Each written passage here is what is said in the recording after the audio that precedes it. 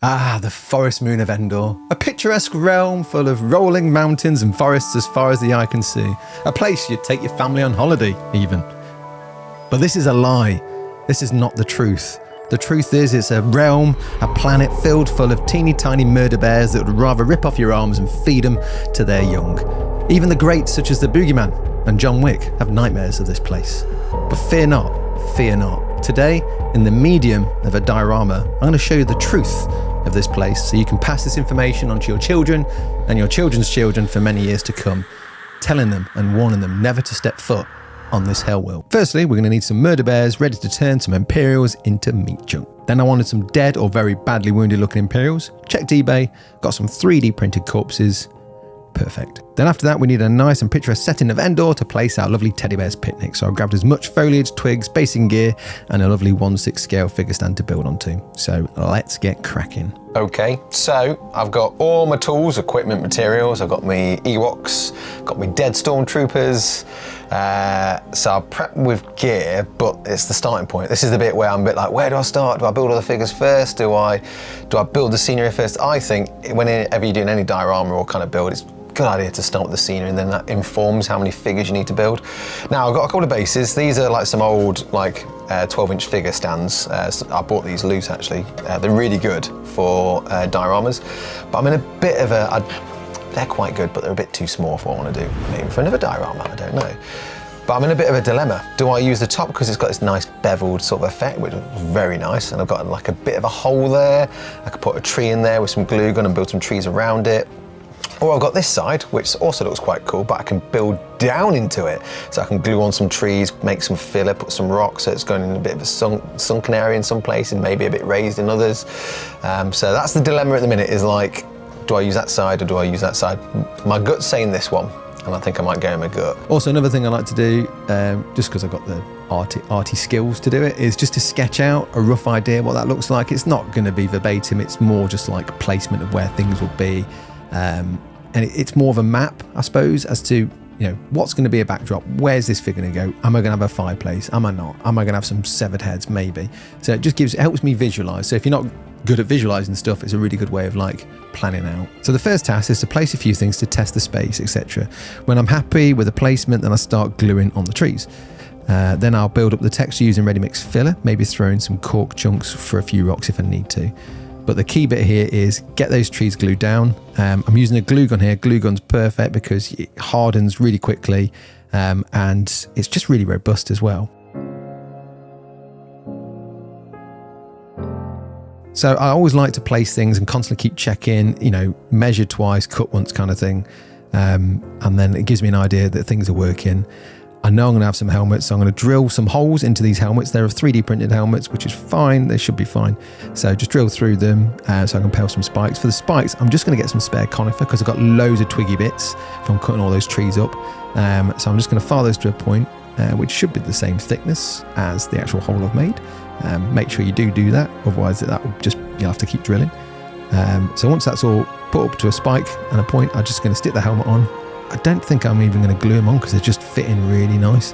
And then just place the corpses again just to make sure I'm happy with the placement. Again, you can see me do this a lot where I just keep placing things down, check in, take them off, then get ready to paint them.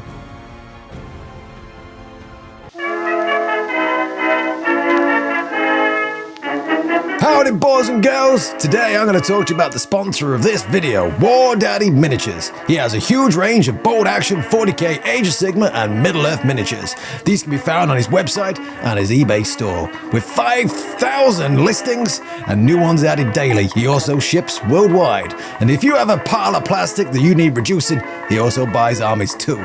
So check out the link in the description and give that guy a look. Now stay frosty folks. And I'm not sure what this accent's supposed to be. I think it's American, or it might be Michael Keaton doing Beetlejuice. Regardless, I'm leaning into it. And I'm leaning into it hard, like a bayonet into the back of a skull of an orc. Or maybe the spear into the side of a bull. Okay, Pat, it's back down to the teddy bears. Let's carry on with the murder village. Oh yeah. So at this point, I've got filler to put down, I've got Ewoks to build.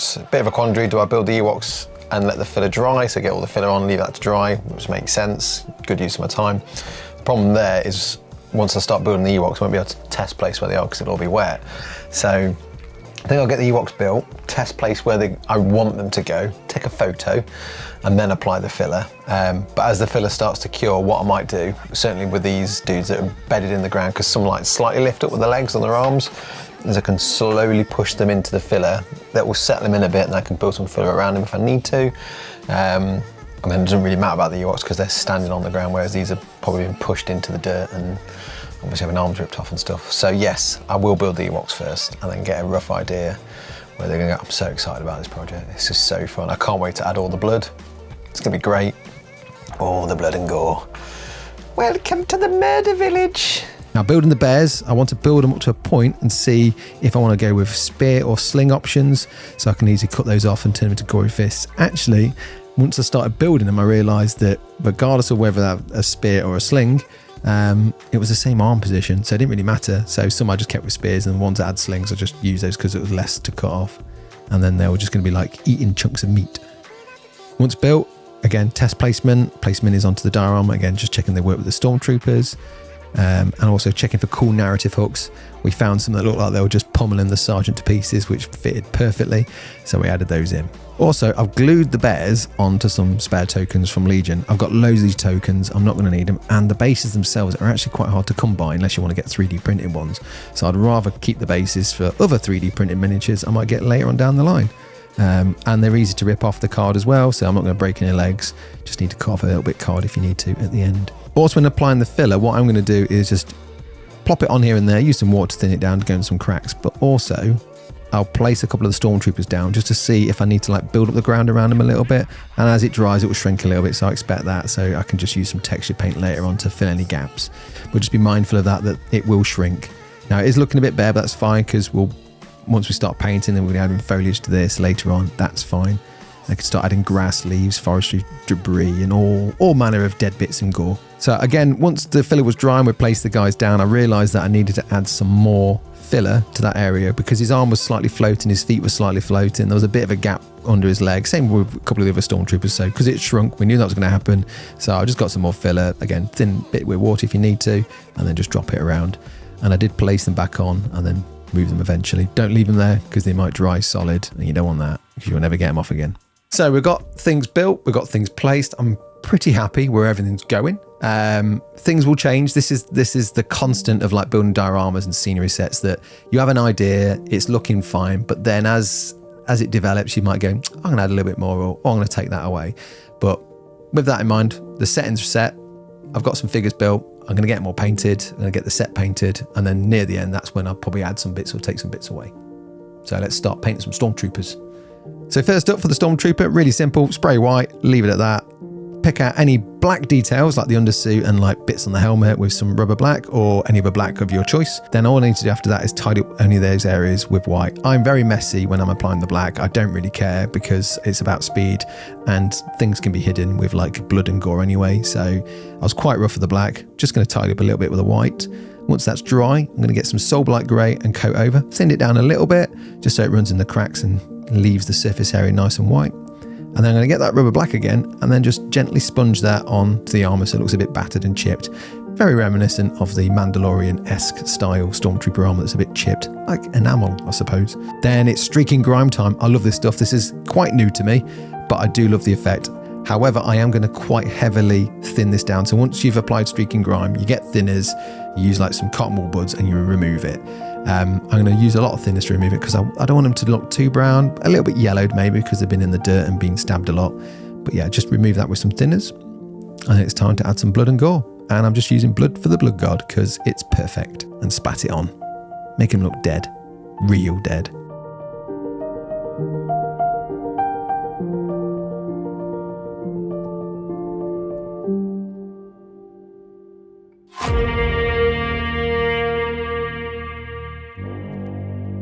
So first up for the Ewoks, I'm going to spray in grey because sometimes I don't know if I'm going to go like brown fur, black fur, beige fur. So I'm going to do grey, and then I'm just going to dry brush up with a light tone, so that's like a bony kind of colour or a light earth kind of colour. And then after that, it's about picking out like the colours of the actual bears themselves. Some you can thin down with browns, or you can use contrast paints. The important bit here as well is like get some nice like colour tones in there with the bibs. I think the bibs or hoods, bibs, hoodie bibs, maybe hoodie bibs. So I'm going to use like reds, greens and browns here. Again, it doesn't really matter, just something just to break up the shape a bit. Then get some flesh tones for the noses and lips and also the little fingers and toes. And a little bit of black for the eyes. Again, those eyes, they are terrifying. Then I'm just going to add some Black Knight Deep Shade or a shade of contrast of your choice, like Rattling Grime or something. I'm just going to go over the hands and the bibs just to make them a bit dark and dirty. And then blood on their fists and their spear tips and maybe on their mouths and in their teeth.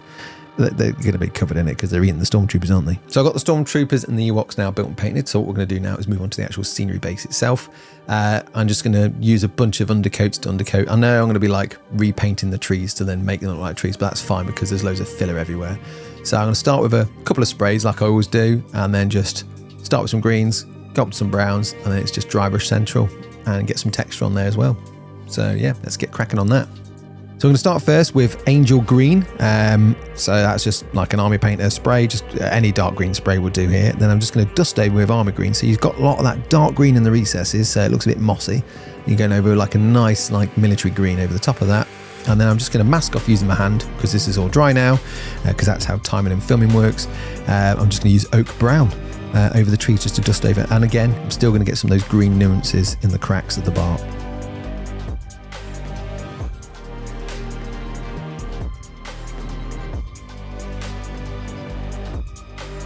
I'm now going to get some thinned wet ground because I like the tone. I don't want it too shiny, but in some of the deeper recesses it will look shiny, which is good because it looks a bit wet. But it's a nice tone. I'm just going to apply that in loads of different areas because that will just change out the finish a little bit. Then I'm going to get some greenskin soil. Initially apply it in a few neat patches here and there, and then just get some thinners to help thin it out. This will help just give a nice random effect as well, make it look a bit more natural. And I'm going to do this across most of the diorama and on the trees as well. And again, it's just going to add an extra tone and just vary it up a little bit. So next up is to use some Dirty Down moss. Now, I've not used this before, so this is new to me, so I'm quite excited, but I am going to use the same method I did for Dirty Down rust that we did in some of the previous painting videos for Kill Team. So check those videos out. They'll probably be on the screen somewhere.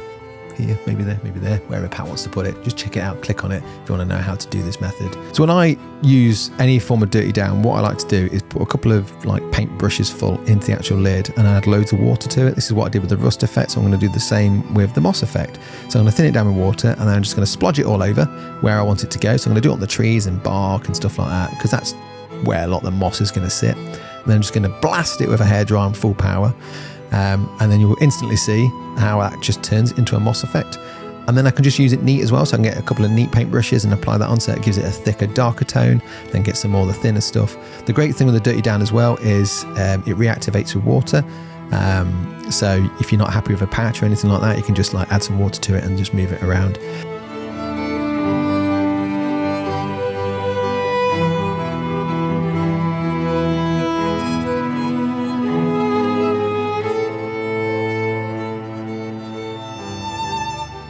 Now I'm going to apply some loose detritus such as leaves and bracken. Now there's a couple of methods, but both of these use mixed herbs. Now one way is just to apply some thin PVA glue to areas and then just sprinkle it on like you're seasoning a lovely curry. It's less sort of like fixed, so you might have to go back over with a bit more PVA, but it's just a nice way of getting a bit of a random scatter. The other way is I like to get some PVA into it, like a pot or the reverse of a base, and mix it into a paste and then just apply it around. It's more like where like leaves are going to like accrue a lot, or just going in those deeper recesses. Really good for blocking gaps as well. So if you've got some weird annoying gaps, it's good for filling that. So I've got a fair amount of the diorama done. I've got some bracken on there. There's some colours on there. It's looking cool. So what I'm going to do now is glue the models in place where I want them to be. And then if I need to, which is probably going to be inevitable, fill some gaps, like I said, using that like paste of mixed herbs.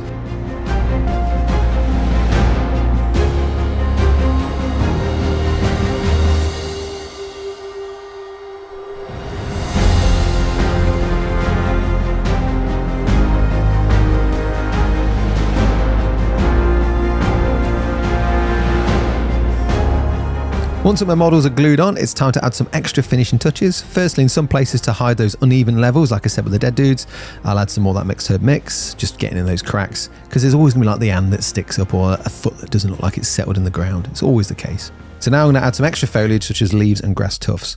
The leaves are from gamer grass and they're just perfect. They are absolutely perfect for the job. It really helps create that extra indoor vibe because you've got those ferns, those forest ferns, and I've also got some other ones as well, which just like help break up the shape a bit more, just for a bit of variety of greenery.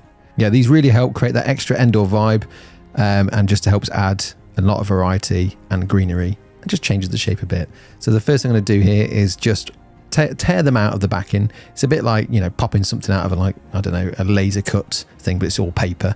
So just be mindful not to rip anything. And you might get the odd little bit in between, so you just need to get some tweezers to pull those out. And then I just bent them, twisted them a little bit, and then just started gluing them all into the base. So I did all the ferns first, and then I moved on to the other leaves. I'm going to call them dock leaves. I don't actually know what they are. Put them in the comments if you know what they are. I don't know what they are. Just big leaves from the jungle. And then after that, because I was really pleased with how this was looking, I just got some grass tufts, and just that again was to add some texture. You could argue you don't get that much grass in forests, but it just looks cool, doesn't it? It's a bit of, like, you know, extra foliage, extra texture. Now, onto my favourite part, the part I've been waiting for, the part Pat's been waiting for, and maybe hopefully you guys have been waiting for, is to make gore. Now, I've seen plenty of things on Instagram and reels of people like using Yoo-hoo to make saliva and blood and gore, and it would be rude not to do it. So I've never done it. So this is like, cool, one way, baptism of fire, right? Just go straight in on this almost finished diorama. Hope I don't screw it up, Peachy. Be fine. No, we don't. It was fine. It's going to be fine. So the concept is to use some Yoo-hoo glue because it gets all stringy. But what I want to do was mix the blood for the blood god in it. Most of the things I've seen is they paint the blood for the blood god after it's dry. I thought mixing it together, I think this might be a terrible idea, but it worked for me. You just have to be really quick because it dries quite quickly. So I mixed blood for the blood god and the Yoo-hoo together, and then just started moving it around the fists and making like stringy effects. As you can see here, you get some really cool like tears that are like coming from like armpits and legs and stuff like that. And then, yeah, we just did that. It does dry matte, so you might have to add some wet blood for the blood god after it's all solidly dried. But it just looks really cool. There's some I might have gone overboard a bit, like the spiked heads. They're supposed to be like dried blood, but it just looks cool. And it's not really going to do that, but it looks cool. And that's what we were going for here, as opposed to it being like, this is realistic. This is just gore central. And this was, I think, one of the things I've been looking forward to the most, was putting stringy bits of gore on like axes and spears and those poor dead stormtroopers.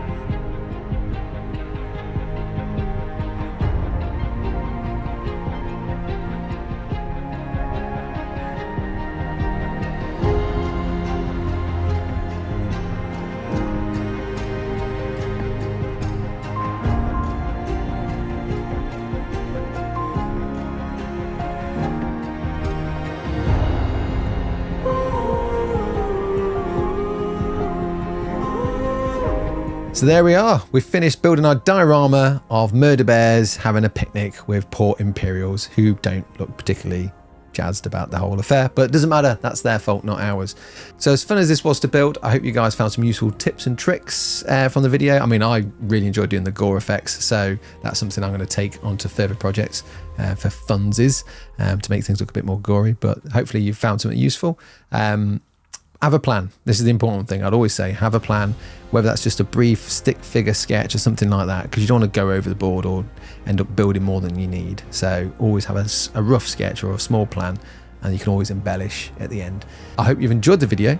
Don't forget to hit the like and subscribe buttons. Always helps the channel. Thank you to our patrons. Without you, we wouldn't be able to make mad dioramas of bears murdering poor Imperials, as fun as that is to see. So thank you very much for your support. You guys are awesome. You too could have your name going up the side here. You really could. Well, until our next time, we love you. Nub nub. Is it nub nub, Pat? It's something else, isn't it? Yub Nub. Yub Nub. We love Yub Nub. Nub Nub Nubbity Nub. Nub Nub. Nubdy Nubdy Nub. You left me hanging. Nub Nub. Nubby Nubby Nub. Nub Nub. Bye. Pat ruined it.